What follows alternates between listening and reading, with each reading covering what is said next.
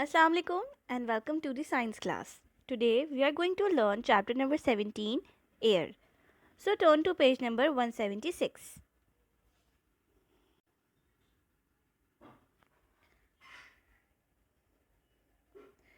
So moving towards the chapter, air is present all around. Air is present everywhere, even in empty container. It is the one which makes ships, sailboats, aeroplanes and windmills moves and hot air balloon fly. When air moves, it is called the wind, and when it moves slowly, it is called a breeze. Now they are saying कि हमारी हवा जो है वो हर जगह present होती है. अगर एक खाली डब्बा भी लेंगे तो उसके अंदर भी एयर प्रेजेंट होगी. एयर की मदद से हमारी शिप्स, हमारे एयरप्लेन्स और हमारे हॉट एयर बलून जो होता है वो फ्लाई करता है और ये सारी चीज़ें मूव करती हैं. Layers of air. The blanket of air called atmosphere is divided into 5 major layers, namely troposphere, stratosphere, mesosphere, thermosphere and exosphere, as shown in 17.1. Now they give you a figure जिसके अंदर layers बताई हुई हैं कि हमारे अर्थ के इर्द गिर्द ये 5 लेयर हैं एटमॉस्फेयर्स की. अब ये 5 लेयर्स क्यों हैं और इनके क्या काम है ये हम आगे जाके पढ़ेंगे. The troposphere is the lowermost of the atmosphere. It is the most dense part of the atmosphere. Formation of clouds and weather changes take place in this layer. अब वो ये बोल रहे हैं कि ट्रोपोस्फेयर के अंदर क्लाउड फॉर्म होते हैं और वेदर चेंजेस यानी कि कितनी गर्मी है, कितनी सर्दी है, बारिश होनी है या नहीं होनी, ये सारी चीज़ें ट्रोपोस्फेयर की लेयर के अंदर हो रही होती हैं. The stratosphere is the second layer of the earth. Second layer of the earth होती है stratosphere. Aeroplanes and weather balloon fly in this layer. The ozone layer, which protect us from harmful ultraviolet rays, radiations coming from the sun, is in the stratosphere. अब वो ये बोल रहे हैं कि ozone layer जो हमें प्रोटेक्ट करती है हार्मफुल रेडिएशन से, वो भी इसी लेयर के अंदर होती है. The mesosphere. The mesosphere is the third layer of the atmosphere. It is the coolest layer. Meteors burn in this layer when they enter the Earth's atmosphere. अब meteors क्या होते हैं? Meteors होते हैं space rocks. Space rocks जब हमारे अर्थ की surface के अंदर एंटर होने लगते हैं तो वो यहाँ पे बर्न हो जाते हैं यानी कि जल जाते हैं. The thermosphere is the fourth layer from the Earth. The satellite moves in their corresponding orbit in this layer. This layer is very thin and very hot. अब वो ये बोल रहे हैं कि सैटेलाइट्स इस अपनी करस्पॉन्डिंग ऑर्बिट में मूव करते हैं. कौन सी लेयर के अंदर? फोर्थ लेयर के अंदर, जो कि है थर्मोस्फेयर. ये लेयर बहुत ही थिन होती है, बहुत ज़्यादा पतली होती है और बहुत ज़्यादा गर्म होती है. The exosphere is the uppermost layer of the atmosphere and it leads to open space. Now come to the composition of air. Air is a mixture of many gases and these gases can be identified separately. Mixture है air बहुत सारी gases का. अब ऐसा नहीं कि बहुत सारी गैसेस उसके अंदर मिक्स है तो हम उन्हें आइडेंटिफाई नहीं कर सकते. नहीं, वो सारी गैसेस आइडेंटिफाई हो सकती हैं अलग अलग. ठीक है, अगर हम चाहें तो हम उन्हें अलग अलग आइडेंटिफाई कर सकते हैं. Air mainly contain about 78% nitrogen, 21% oxygen, about 0.9% argon and other noble gases, 0.0% carbon dioxide, traces of some other gases along with varying quantity of water. अब उन्होंने यहाँ पर रेशियो बताया हुआ कि कितना परसेंट आपको एयर के अंदर ऑक्सीजन मिलती है, कितनी परसेंट आपको नाइट्रोजन मिलती है. हमारी एयर में कुछ क्वांटिटी वाटर की भी होती है.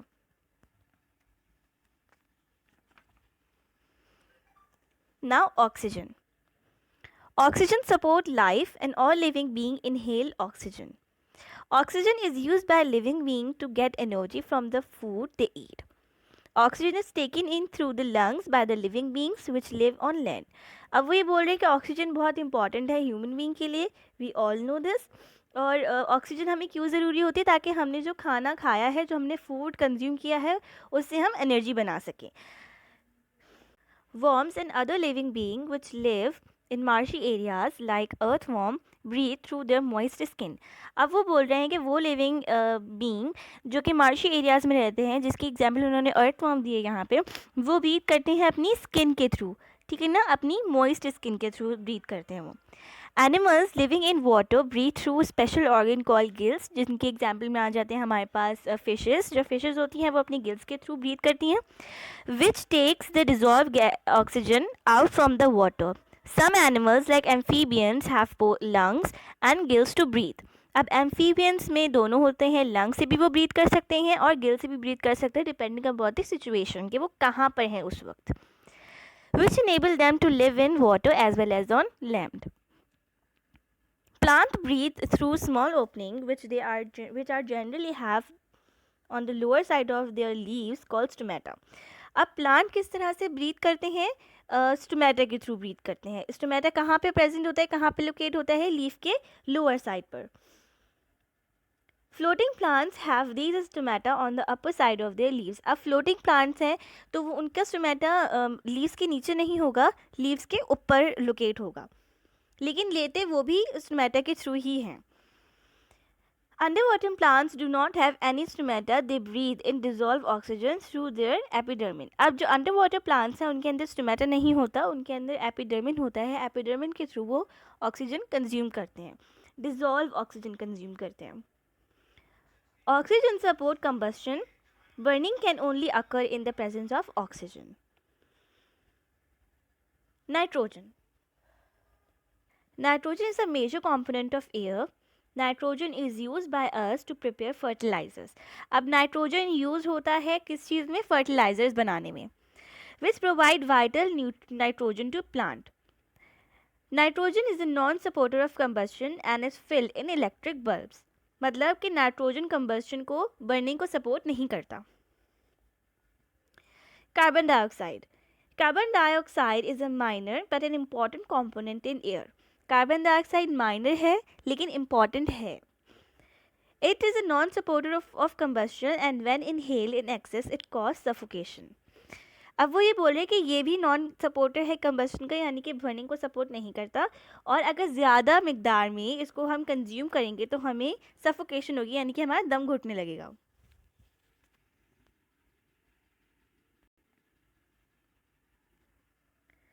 Plants and animal consume oxygen for respiration. अब बोल रहे हैं कि प्लांट्स एंड एनिमल कंज्यूम करते हैं ऑक्सीजन को एंड प्रोड्यूसेस कार्बन डाइऑक्साइड, और प्रोड्यूस करते हैं carbon dioxide. Plants and animal matter on burning also consumes oxygen and produce mainly carbon dioxide along with a few other gases. Plants consume carbon dioxide and prepare food out of it through a process called photosynthesis. अब वो बोल रहे कि plant consume करता है क्या, carbon dioxide, और उससे बनाता है अपना फूड. कौन से प्रोसेस के थ्रू, फोटोसिंथेसिस के प्रोसेस के through.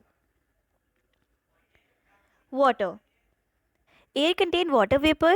When air comes in contact with a cool surface, the water vapor condenses into tiny drops on the cool surface. Now they are saying कि हमारी एयर के अंदर water vapour present होते हैं, और जब हमारी एयर किसी कूल सरफेस को टच करती है तो जो वो वाटर वेपर्स हैं वो टाइनी ड्रॉप्स में कन्वर्ट हो जाते हैं. ठीक है ना. अब this water vapours in air is important for water cycle in. Dust and smoke. The burning of fuel produces smoke. This smoke contains fine dust particles and these are harmful. Now they are saying कि जब हम कुछ जलाते हैं, जब हमारा petrol जलता है या कुछ भी XYZ जलता है तो उससे स्मोक प्रोड्यूस होती है, और इस स्मोक के अंदर फाइन डस्ट पार्टिकल प्रेजेंट होते हैं जो कि बहुत हार्मफुल होते हैं ह्यूमन बींग्स के लिए और sometimes for plants. These dust particles also make sky appear blue to us. Can you guess why factories have long chimney? Now the question कि अब आप हमें बताइए कि फैक्ट्रीज़ में जो चिमनीज़ होती हैं वो इतनी हाई क्यों बनाई जाती हैं. उसका रीज़न ये है कि उस स्मोक का इफ़ेक्ट ह्यूमन बॉडी पर या लिविंग ऑर्गेनिजम्स पे कम पड़े. Balance of oxygen and carbon dioxide in atmosphere. In photosynthesis, plant make their own food and oxygen is released during the process.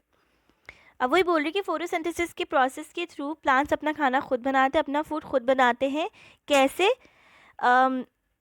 Carbon dioxide को कंज्यूम करके. ठीक है. Plants also consume oxygen for respiration but they produce more of it than they consume. अब वो बोल रहे हैं कि ऑक्सीजन वो प्रोड्यूस करते हैं रिस्पायरेशन के थ्रू, लेकिन वो जितनी कंज्यूम करते हैं उससे कहीं ज़्यादा वो प्रोड्यूस करते हैं. It is obvious that animal cannot live without plants as they are dependent on them for their food. अब ये ऑब्वियस सी बात है कि एनिमल्स जो है वो प्लांट कंज्यूम करते हैं एज अ फूड, तो वो उन पर डिपेंडेंट हैं.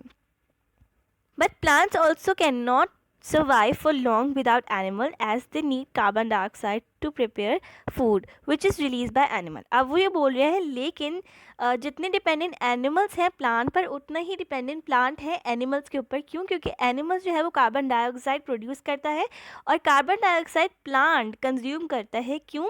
ताकि वो अपना खाना बना सके फोटोसिंथेसिस के प्रोसेस के through. Therefore, both plants and animals need each other as the balance of oxygen and carbon dioxide in the atmosphere has to be maintained. This shows the interdependence of plants and animals. Down to air pollution. The addition of substances to the environment in quantities which are harmful for living beings is called pollution, and such substances are called pollutant. Now they are saying कि ऐसे substances का हमारे environment में add हो जाना या environment में शामिल हो जाना जो लिविंग बींग्स के लिए, लिविंग ऑर्गेनिजम्स के लिए हार्मफुल है, उसको हम कहते हैं पोल्यूशन. और ऐसे सब्सटेंसेस को हम कहते हैं पोल्यूटेंट जो पोल्यूशन कॉज करते हैं. Air is important for the survival of living beings on earth, but air is being continuously polluted mainly by the activities of human beings. लेकिन ह्यूमन एक्टिविटीज़ की वजह से हमारी एयर पोल्यूटेड हो गई है. This polluted air causes difficulty in breathing, सांस लेने में मसला होता है. Lungs diseases like asthma, lung cancer and I conjunctivitis. It is also harms the crops, building and monuments. अब वो ये बोल रहे हैं कि हमारी हवा जो पॉल्यूटेड हो गई है उसकी वजह से क्या क्या हो सकता है. हमारे डिजीज़ हो सकते हैं, लंग डिजीज़ हो सकते हैं, कैंसर हो सकता है, ब्रीदिंग प्रॉब्लम्स हमें क्रिएट हो सकती हैं, हमारी क्रॉप्स, हमारी बिल्डिंग्स, हमारे मोन्यूमेंट्स, इन सब ये सारी चीज़ें पॉल्यूटेड एयर से इफ़ेक्ट हो सकती हैं. Air pollution is mainly cause by burning of fuel, gaseous waste from industries, volcanics, eruptions and forest fires. Atmosphere is a blessing. The atmosphere around Earth is protective layer.